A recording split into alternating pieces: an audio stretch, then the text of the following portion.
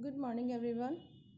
हम BCom second year class से EBST paper cost accounting उसका चैप्टर पढ़ रहे थे। अब तक material cost control, last classes में हमने मटेरियल कॉस्ट कंट्रोल के टॉपिक को कवर किया था। उसका हमने लास्ट क्लास में एक क्वेश्चन भी किया है। अब हम उस क्वेश्चन में कुछ टर्म्स यूज़ की गई थी, उसको देख लेते हैं कि क्या था वो।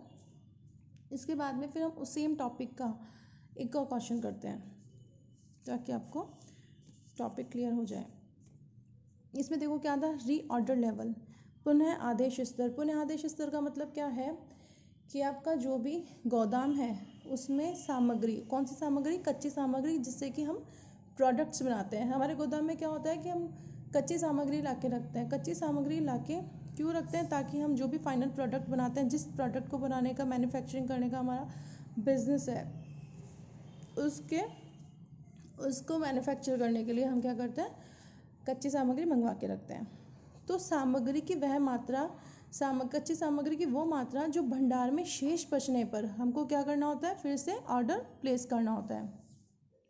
वो क्या होता है, पुनः आदेश स्तर। इसका मतलब कैसे हुआ, आपके पास मान लो आपका जो भी भंडार गृह है, वहाँ पे आपके पास जो भी गोदाम, स्टोरेज हाउस, जो भी आप बोलते हो, उसमें क्या है, आपके पास 1000 यूनिट है अभी एट प्रेजेंट। लेकिन आपने एक डिसाइड कर रखा है कोई भी स्टैंडर्ड रूल से कि जैसे ही आपके पास यहाँ पे यूनिट्स 200 पहुँच जाएगी, जैसे मान लो ये अपना स्टोर, ये है स्टोरेज हाउस है, यहाँ पे क्या हुआ, अपना 1000 यूनिट्स अपने पास यहाँ पे स्टोर की हुई है।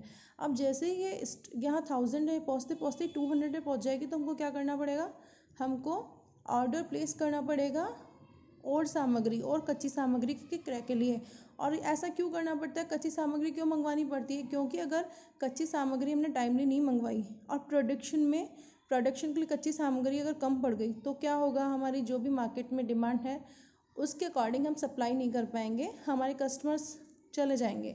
उससे क्या होगा, हमको सेल्स रेवेन्यूज़ का लॉस होगा, हमारे कस्टमर्स टूट जाएंगे, वो फिर कहीं और चले जाएंगे ना, अपनी जो भी है आगे जो भी उनकी डिमांड्स वगैरह होगी तो किसी और वेंडर से जुड़ जाएंगे। तो इससे क्या होगा, हमको रेवेन्यू का लॉस होगा।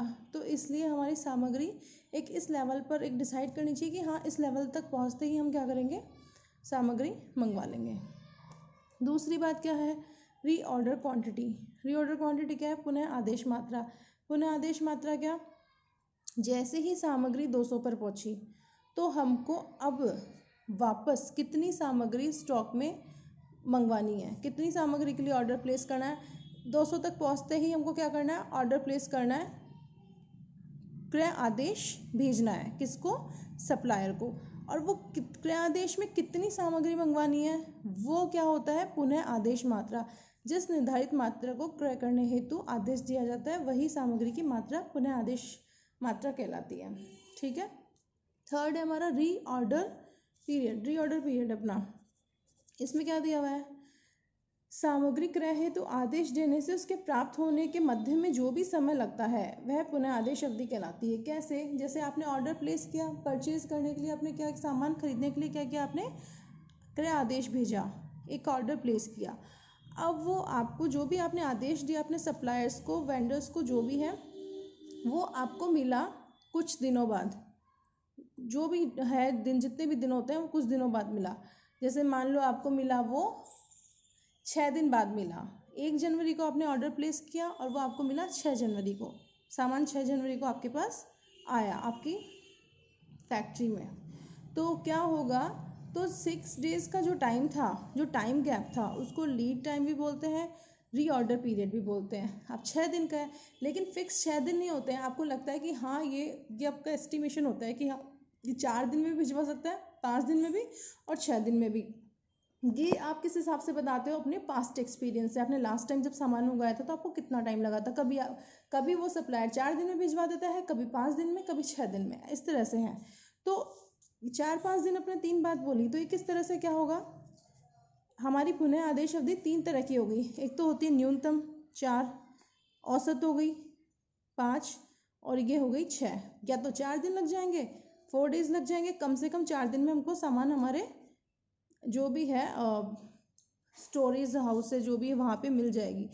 5 दिन में मिल सकती है, ये है हमारा नॉर्मल, औसत या सामान्य अवधि। और थर्ड क्या है, अधिकतम अवधि। 6 डेज। ठीक है, प्रश्न में आपको ये दोनों दिए हुए रहते हैं, तीनों दिए हुए हो तो ठीक है, 4 5 6 तीनों दिए हुए हैं, इससे हम क्वेश्चन सॉल्व कर सकते हैं। 4 डेज 5 डेज 6 डेज तीनों दिए होते हैं तो तीनों से सॉल्व कर सकते हैं। लेकिन अगर मान लो क्वेश्चन में ओनली 4 एंड 6 दिया हो, 4 एंड 6 दिया हो तो क्या करना है आपको, 4 और 6 का एवरेज निकालना है। एवरेज कैसे निकलता है, 6 + 4 हुए 10, 10 में किसका 2 का भाग देंगे, कितना आया 5, तो आपकी औसत अवधि निकल के आ जाएगी। ये आपको कैलकुलेट करना पड़ेगा अगर आपको प्रश्न में औसत अवधि नहीं दी हुई हो तो।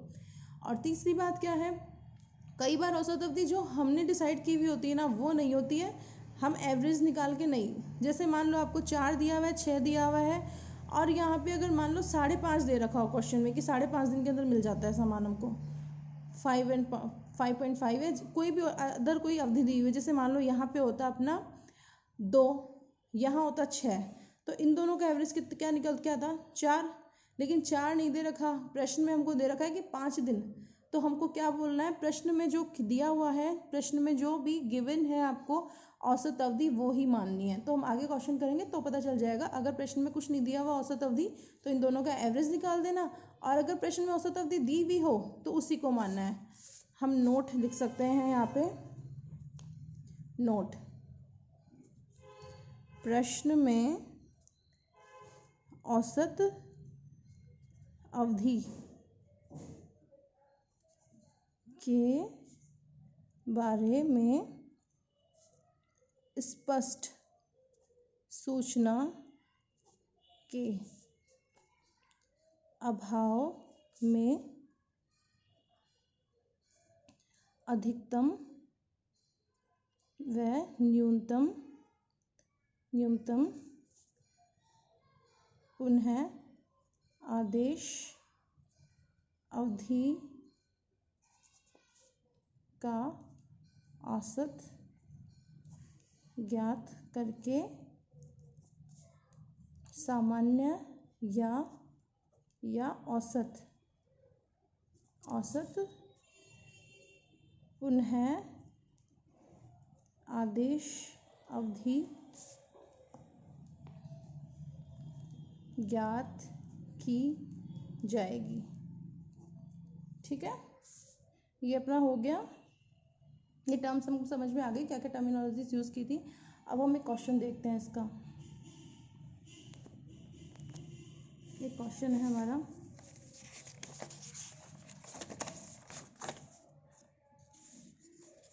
ये हमारा क्वेश्चन है, क्वेश्चन नंबर 2, 2 प्रकार की सामग्री ए तथा बी निम्न प्रकार से कार्य में लाई जाती है। कार्य में लाई जाती है किस कार्य में, फाइनल प्रोडक्ट को बनाने में, जो भी हमारा प्रोडक्ट बन रहा है उसको बनाने में ए बी 2 तरह की कच्ची सामग्री लगती है, तो 2 तरह की कच्ची सामग्री काम आ रही है। अब इसके बारे में हमको इन्फॉर्मेशन दी हुई है, इन दोनों सामग्री का कैसे क्या यूज़ हो रहा है और क्या क्या इनका क्वांटिटी इन पीरियड क्या क्या है, रीऑर्डर वगैरह ये सब दिया हुआ है। देखो क्या है नॉर्मल यूसेज, तो इसका ए और बी का नॉर्मल यूसेज क्या होता है 50 यूनिट, मतलब नॉर्मली पर वीक ये 50 यूनिट कंज्यूम हो जाती है। फाइनल प्रोडक्ट बनाने के लिए ए और बी नॉर्मली 50 यूनिट पर वीक मतलब प्रति सप्ताह काम आ रही है। मिनिमम यूसेज क्या है, ए और बी तरह की जो कच्ची सामग्री है वो कम से कम 25 यूनिट तो हर सप्ताह काम आती ही आती है, और मैक्सिमम यूजेस क्या है 75 यूनिट्स पर वीक, हर सप्ताह ज़्यादा से ज़्यादा। हम मान सकते हैं कि कई बार डिमांड्स बहुत ज़्यादा जाती है तो उसके लिए प्रोडक्ट्स बनाने पड़ते हैं ज़्यादा, तो कितना मैक्सिमम 75 यूनिट्स पर वीक इतना यूज़ आता है। ये हमारा सारा एस्टिमेशन बेसिस पे है पास्ट एक्सपीरियंस के, तो ये कंपनी अपना पास्ट एक्सपीरियंस बेसिस पे क्वेश्चन में चीज़ें दे रही है। नेक्स्ट रीऑर्डर क्वांटिटी बता रखी है, पुनः आदेश मात्रा। ठीक है, पुनः आदेश मात्रा अभी हमने पढ़ा था नोट्स में, वो जो मैंने बताया नोट्स वो आप पोस्ट करके और नोट कर लेना, या फिर व्हाट्सएप पे भी इसके नोट्स आ जाएंगे, आप वहाँ से नोट कर लेना। इसमें है ए बी 300 500, ये ए जो है मटेरियल उसकी यूनिट दी हुई है 300 यूनिट, और बी है मटेरियल उसकी 500 यूनिट दी हुई है, कि जैसे ही आपका एक रीऑर्डर लेवल पे सामान पहुंच जाए तो आपको इतनी इतनी क्वांटिटीज़ मंगवानी है। और है रीऑर्डर पीरियड, रीऑर्डर पीरियड क्या है कि आपको सामान मंगवाने में कम से कम 4 दिन लगेंगे, ज़्यादा से ज़्यादा 6 दिन लगेंगे, बी को मंगवाने में कम से कम 2 दिन, ज़्यादा से ज़्यादा 4 दिन। तो यहाँ पे न्यूनतम अधिकतम दोनों तरह की अवधि दी हुई है, कौन सी गायब है औसत अवधि, वो प्रश्न में कहीं नहीं दी हुई, तो औसत अवधि हमको कैलकुलेट करनी पड़ेगी वर्किंग नोट में। वर्किंग नोट में कैलकुलेट करनी पड़ेगी। तो आप वर्किंग नोट बना सकते हो, एग्ज़ाम में वर्किंग नोट बना के आना है हमको। जैसे ये यहाँ पे हम वर्किंग नोट बनाते हैं एग्ज़ाम में। आप क्या करोगे, दो पेज छोड़ के वर्किंग नोट बनाना स्टार्ट कर देना, या फिर स्टार्टिंग में वर्किंग नोट बना सकते हो, बाद में क्वेश्चन स्टार्ट कर सकते हो। तो इसमें क्या होगा, calculation of normal oblique average reorder period, किसके लिए, ए के लिए और बी के लिए। ए का क्या है, मिनिमम रीऑर्डर पीरियड, ये आरओपी में शॉर्ट में लिखने हो, reorder period minimum ROP plus maximum ROP divided by 2। इसी तरह से इसका हो जाएगा minimum reorder period plus maximum reorder period divided by 2। अब प्रश्न में देखते हैं, ए का कितना है, मिनिमम है 4, मैक्सिमम है 6, तो ये हो जाएगा 4, मिनिमम है 4, मैक्सिमम है 6। 4 + 6 2 है, 2 संख्या तो 2 का भाग लग जाएगा, 10 2, ये हो जाएगा 5 वीक्स। नेक्स्ट हो जाएगा आपका बी के लिए, वो मटेरियल भी देखेंगे। 2 वीक्स है मिनिमम, मैक्सिमम है 4, ये हो जाएगा 2 6, दोनों का टोटल 6 डिवाइडेड बाय 2 3 वीक्स। ये हो गया हमारा वर्किंग नोट, जिसमें हमारा कैलकुलेट हो गया नॉर्मल और एवरेज रीऑर्डर पीरियड। ये आगे क्वेश्चन करने में काम आएगा, फॉर्मूला के अकॉर्डिंग हम देखेंगे कौन सी क्या चीज़ काम आ रही है, उसके अकॉर्डिंग हम, अगर कोई क्वेश्चन में गिवन नहीं हो वो फिगर, हमको वर्किंग नोट में कैलकुलेट करनी है। अब देखते हैं, इसमें हम सॉल्यूशन स्टार्ट करते हैं। फर्स्ट है हमारा रीऑर्डर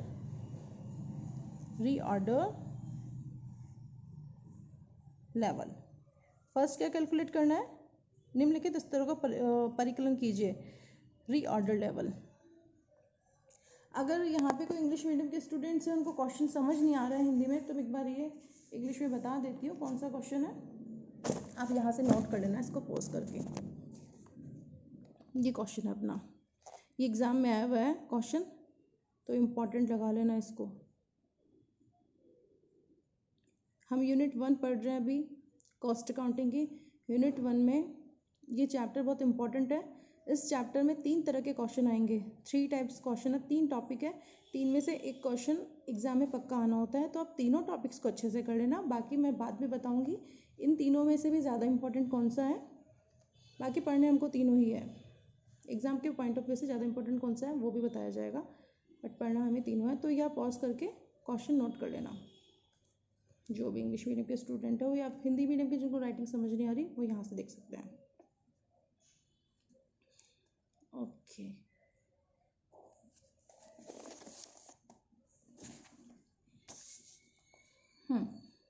अब देख रहे हैं हम रीऑर्डर लेवल। रीऑर्डर लेवल का फॉर्मूला क्या था, ये मैंने आपको बताया क्वेश्चन में। अधिकतम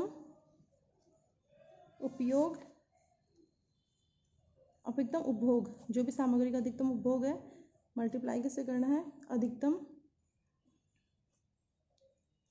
पुनः आदेश अवधि, आप ऐसे लिख सकते हो इसको। इंग्लिश में कैसे लिखना है, मैक्सिमम यूसेज इन, इसको इनको करना है मैक्सिमम आरओपी, मतलब रीऑर्डर पीरियड। कैसे कैलकुलेट करना है, इसमें देखो मैक्सिमम कितना आ रहा है, दोनों के लिए निकालना है, for material A for material B, दोनों के लिए निकलेगा। ये मटेरियल ए के लिए देखते हैं, अधिकतम उपभोग कितना आ रहा है इसमें प्रश्न में, दोनों तरह की सामग्री के लिए दी हुई है ये इंफॉर्मेशन। मैक्सिमम यूजेस आ रहा है 75 यूनिट्स पर वीक, 75 यूनिट्स। और आरओपी मैक्सिमम कितनी आ रही है, ए के लिए है 6 वीक और बी के लिए प्रश्न में दी हुई है 4 वीक, ये होगी 4 वीक। इसको आप मल्टीप्लाई करोगे कितना आ जाएगा, 450 यूनिट्स, और ये होगा इसका नेक्स्ट है 300 यूनिट्स। ये हो गया हमारा रीऑर्डर लेवल। सेकंड हम पढ़ेंगे, इसमें सेकंड पढ़ना है हमको मिनिमम लेवल, मतलब न्यूनतम स्टॉक स्तर। या आप लास्ट क्लासेस में जो मैंने हिंदी इंग्लिश दोनों में लिखवा रखा है वहाँ से आप देख लेना हिंदी में किसको क्या बोलते हैं, इंग्लिश में किसको क्या बोलते हैं। और ये मैंने व्हाट्सएप पे भी शेयर किए हुए नोट्स, आप वहाँ से देख सकते हैं। वहाँ पे मैंने फार्मूला हिंदी इंग्लिश दोनों में लिखा हुआ है। मिनिमम स्टॉक लेवल, फिर भी कोई दिक्कत हो तो आप पूछ सकते हैं। मिनिमम स्टॉक लेवल, सेकंड हमारा ये निकालना था minimum level, minimum stock level. इसका फॉर्मूला क्या होगा, इसको हम शॉर्ट में ROL रीऑर्डर लेवल भी बोल सकते हैं। तो इसका फॉर्मूला होगा ROL माइनस, अब इसमें क्या आएगा, नॉर्मल यूसेज मल्टीप्लाई करेंगे इसको नॉर्मल रीऑर्डर पीरियड ROP। ठीक है, ये ROL ये ROP है, रीऑर्डर लेवल, और ये है ROP रीऑर्डर पीरियड। अब देखो फॉर, ये दोनों तरह की मटेरियल के लिए बनेगा, for material A and for B। ए के लिए करो, देखो कैसे करोगे। ROL कितना दिया हुआ है, ए का 450 यूनिट्स आया था प्रश्न में, 450 आ गया। B के लिए कितना आया है, 300 यूनिट्स आया, ये 300 यूनिट्स आ गया। फिर क्या करेंगे, इसको हम करेंगे माइनस, माइनस में क्या करेंगे, इसमें दिया हुआ है नॉर्मल यूसेज, कितना दिया हुआ है 50 यूनिट्स, तो 50 यूनिट्स तो इसकी होगी और इसके लिए भी कितनी होगी, 50 ही होगी। ये हमारा ब्रैकेट्स है, और इसको मल्टीप्लाई किससे करेंगे, normal ROP।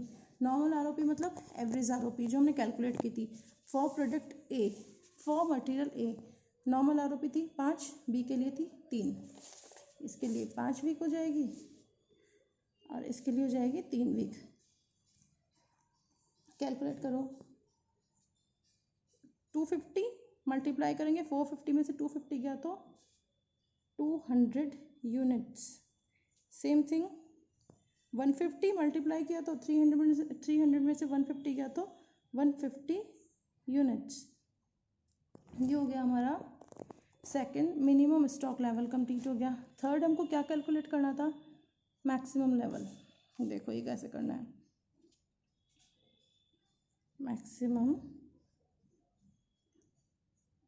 Maximum stock level, maximum stock level. इसका फॉर्मूला क्या है, इसका है ROL मतलब रीऑर्डर लेवल प्लस क्या, रीऑर्डर क्वांटिटी, इसको शॉर्ट में क्या बोल सकते हैं, ROQ, रीऑर्डर क्वांटिटी। ये हो गया ROQ, इसको मैं यहाँ पे लिख देती हूँ, इसको शॉर्ट में ROP बोलती हूँ मैं, इसको बोलूँगी ROQ। अगर एग्जाम में आप भी शॉर्ट टर्म यूज़ कर रहे हो तो वर्किंग नोट में लिख देना ROQ बराबर रीऑर्डर क्वांटिटी, ROP बराबर रीऑर्डर पीरियड। उसके बाद में आप फॉर्मूला में यूज़ करना, एक बार वर्किंग नोट में लिख तो आना ही चीज़, ROQ। अब क्या होगा, माइनस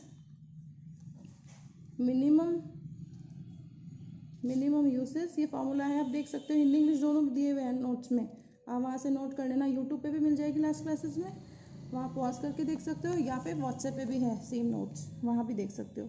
ये है मिनिमम ROP। अब आपको दोनों तरह के मटेरियल के लिए निकालना है, for A and for B। For A ROL कितनी है अपने पास, इसकी है 450 यूनिट्स और इसकी है 300 यूनिट्स। और इसके बाद में ROQ कितनी है अपनी, ये क्वेश्चन में गिवन है, देखो ROQ रीऑर्डर क्वांटिटी, इसकी है 300 और 300 है A की, और B की कितनी है 500, 300 और 500। ये हो गया हमारा। अब इसके बाद में क्या होगा, मिनिमम यूसेज आ रही है और मिनिमम ROP दोनों की। मिनिमम यूसेज देखो कितना दे रखा है क्वेश्चन में, मिनिमम यूसेज A B दोनों के लिए एक साथ ही दिया हुआ है 25 यूनिट पर वीक। तो ये क्या होगा, 25 यूनिट पर वीक, और ये भी 25 यूनिट पर वीक। और ये क्या है, minimum ROP reorder period minimum कितना है, A के लिए है 4, B के लिए है 2 वीक। तो यहाँ क्या होगा, ये हो जाएगा 4 और ये हो जाएगा 2। अब देखो ये कितना हो गया, 4 5 6 7, 750 तो ये हो गया 750 में से क्या माइनस करेंगे हम, इन दोनों के मल्टीप्लिकेशन को, कितना 25 इंटू 4, ये हो जाएगा 100। तो 750 में से 100 गया तो कितना बचेगा 650 यूनिट्स। और इसी तरह से इसको करेंगे, ये 5 और 3 ये होगा 800। 800 में से 20 ये 50 गए तो दोनों को मल्टीप्लाई करो 50 आ जाएगा। 800 में से 50 गए तो हमारा बचता है 750 यूनिट्स। ये हो गया हमारा मैक्सिमम स्टॉक लेवल भी हो गया। अब हमारा फोर्थ है एवरेज। देखो फोर्थ में क्या बोला, average stock level. Average stock level calculate करना है। Average stock level, average stock level है तो इसका फॉर्मूला क्या है, minimum stock level plus maximum stock level divided by 2। अब दोनों तरह के प्रोडक्ट के देख लेंगे, for A and for B. देखो ए के लिए मिनिमम मैक्सिमम कितना है, देखो मिनिमम स्टॉक लेवल ए के लिए कितना है 200 और मैक्सिमम कितना है 650। 200 है ए के लिए मिनिमम और ए के लिए मैक्सिमम है 650। तो यहाँ करेंगे 200 प्लस 650, इसका निकाल देंगे औसत, ये 6 7 8 850। 850 डिवाइडेड बाई 2 कितना आएगा 425 यूनिट्स। बी कैसे आएगा, सेम थिंग बी में भी मिनिमम कितना आ रहा है इसका, मिनिमम स्टॉक लेवल बी का है 150 यूनिट्स और मैक्सिमम स्टॉक लेवल बी का है 750। तो 150 प्लस 750 डिवाइडेड बाय 2, 7 8 9 900 है, उसमें 2 को भाग देंगे तो 450 यूनिट्स आ जाएगा। ये हो गया हमारा एवरेज स्टॉक लेवल हो गया। एवरेज स्टॉक लेवल भी हो गया। अब एवरेज स्टॉक लेवल को कैलकुलेट करने के 2 तरीके हैं। ये तो था इसका नॉर्मल जो तरीका है। दूसरा तरीका क्या है, जैसे जिस हिसाब से अगर दिया हुआ हो इन्फॉर्मेशन वैसे ही आपको यूज़ करना है, लेकिन दोनों के आंसर क्या अलग अलग आएंगे। हम इसको यहीं कैलकुलेट कर लेते हैं ताकि आपको अच्छे से समझ में आ जाएगा। देखो इसका फॉर्मूला क्या होगा, ये एवरेज स्टॉक लेवल का, चलो पीछे लिखते हैं इसको। आंसर दोनों तरह के सूत्र, अब ये वैकल्पिक सूत्र है इसका, मतलब ऑल्टरनेटिव फॉर्मूला है, वैकल्पिक सूत्र। वैकल्पिक रूप से कैसे करना है इसको कैलकुलेट, अगर मान लो आपको प्रश्न में ओनली मिनिमम लेवल दिया हुआ हो और ROQ दी हो, आपके पास ऐसी कोई इन्फॉर्मेशन नहीं अवेलेबल हो कि आप इससे मैक्सिमम लेवल भी निकाल सकते हो स्टॉक का, तो आप एवरेज नहीं कर पाओगे। अगर आपके पास 2 ही इन्फॉर्मेशन है, क्या क्या, मिनिमम स्टॉक लेवल ये गिवन है या ये कैलकुलेट आपने कर ली है, प्लस 1/2 और आपके पास क्या हो प्रश्न में सिर्फ रीऑर्डर क्वांटिटी हो। ये 2 ही इन्फॉर्मेशन दे रखी है और ये 2 ही आप कैलकुलेट कर पा रहे हो। आप मैक्सिमम स्टॉक लेवल कैलकुलेट नहीं कर पा रहे हो इन दोनों सूचनाओं के अलावा, तो आपको ये जो एवरेज स्टॉक लेवल है इसको कैलकुलेट करने के लिए ये वाला फॉर्मूला लेना पड़ेगा काम में। अब देखो कैसे होगा, 4A 4B, आंसर दोनों तरह के में अलग आएंगे।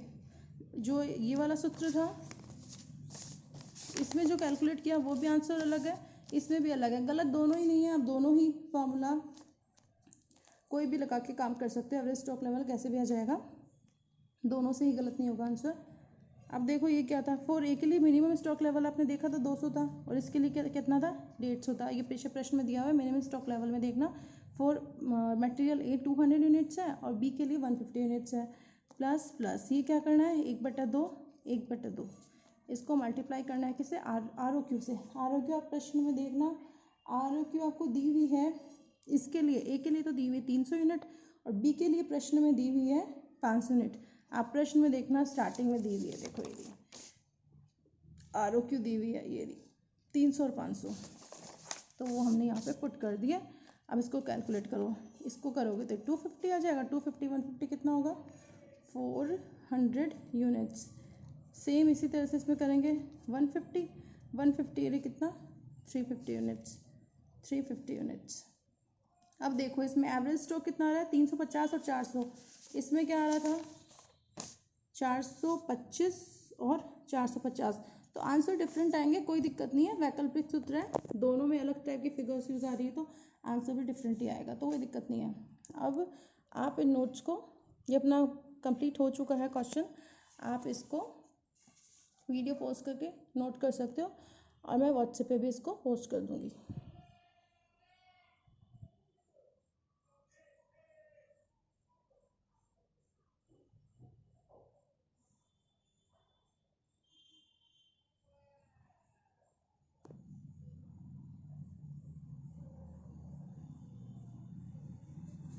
और फिर भी इसमें कुछ समझ में नहीं आए तो आप पूछ सकते हैं कमेंट सेक्शन में या फिर व्हाट्सएप पे।